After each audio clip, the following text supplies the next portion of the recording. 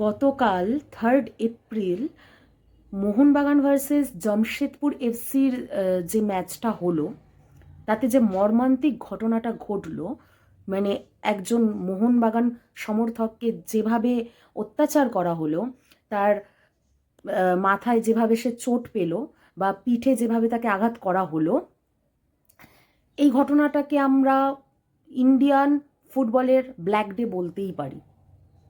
এই ঘটনাটা জামশেদপুরে আজকে প্রথম নয়, এর আগেও অনেকবার হয়েছে। এটা শুধু মোহনবাগান সমর্থক বলে নয়, ইস্টবেঙ্গল, মোহনবাগান সবার সাথেই এটা হয়েছে। যখন নিজের টিম গোল করছে সেটাকে যেভাবে অ্যাপ্রিসিয়েট করা হচ্ছে, অপোনেন্ট টিম যখন গোল করছে সেটাকে সেভাবে অ্যাপ্রিসিয়েট করা হচ্ছে না কেন? এই অত্যাচারটা আর কতদিন চলবে? আর ম্যানেজমেন্ট জামশেদপুরের ম্যানেজমেন্ট নিয়ে আর কি বলবো? মানে একটা সাপোর্টার, একটা অ্যাওয়ে ম্যাচ হচ্ছে, একটা সাপোর্টার খেলা দেখতে গেছে, তার ওপর আজকে এইরকমভাবে অত্যাচার করা হচ্ছে। Shame on you Jamshedpur.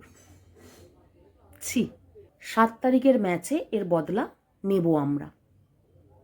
আর তোমরা যারা এই ভিডিওটা দেখছো, তারা স্টোরিতে জামশেদপুরকে মেনশন করো, শেম অন ইউ জামশেদপুর।